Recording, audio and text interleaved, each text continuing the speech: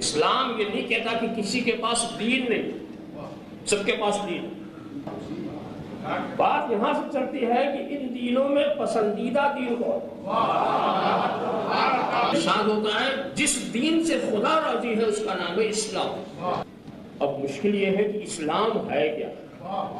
یہ تو آپ جانتے ہیں کہ اسلام صرف مسلمانوں کے پاس ہے یا کسی اور کے پاس بھی ہے؟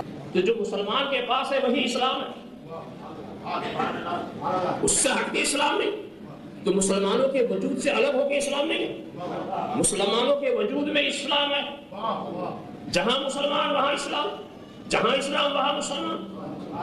تو اب اسلام کو سمجھنا ہے کہ اسلام ہے کیا چیز، تو اس مخصوص چیز کو تلاش کرو جو صرف مسلمانوں کے پاس ہو۔ عقیدوں میں آپ عقیدہ توحید کو لے کے چلیں۔ عقیدہ توحید یہ مسلمانوں کی مخصوص چیز نہیں ہے۔ بہت سارے آریہ موحد سکھ یہ بھی توحید کے ماننے والے، غیر مسلموں کے پاس بھی توحید ہے۔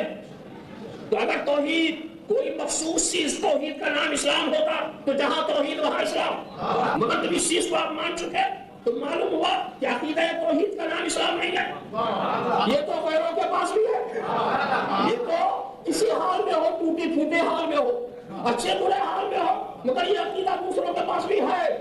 آپ کہیں گے قرآن یہ اسلام، ہم کہیں گے سنو قرآن یہ تو ہم بولتے ہیں اس لیے کہ اس کی تلاوتیں کی جاتی، اس کا نام یہ ہے، مگر یہ ہے اللہ کا کلام۔ جب اللہ کا کلام ہے تو کیا اللہ کا کلام صرف تمہارے پاس ہے؟ کیا توریت خدا کا کلام نہیں ہے؟ کیا انجیل خدا کا کلام نہیں ہے؟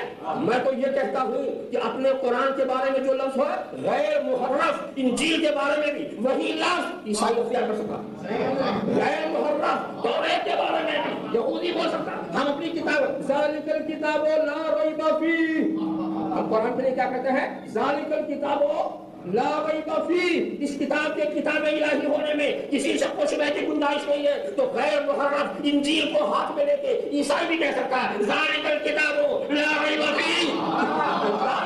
خدا کی کتاب یا خدا کا کلام ہونا یہ اسلام نہیں ہے، یہ دوسروں کے پاس بھی۔ اب آخر سوچنا یہ ہے کہ آخر وہ اسلام کون ہے جو صرف مسلمانوں کے پاس ہے، غیروں کے پاس نہیں؟ اور وہی اسلام ہے جس کی ہمیں دعوت دینی ہے، وہی اسلام ہے جس کے ہمیں قریب کرنا ہے، وہی اسلام ہے جو خدا کو پسند ہے، وہی اسلام جو مسلمانوں ہی کے پاس ہے، کسی کے پاس نہیں ہے۔ آپ کہیں گے وہ کون ہے؟ کہا اس اسلام کا نام ہے محمد الرسول اللہ۔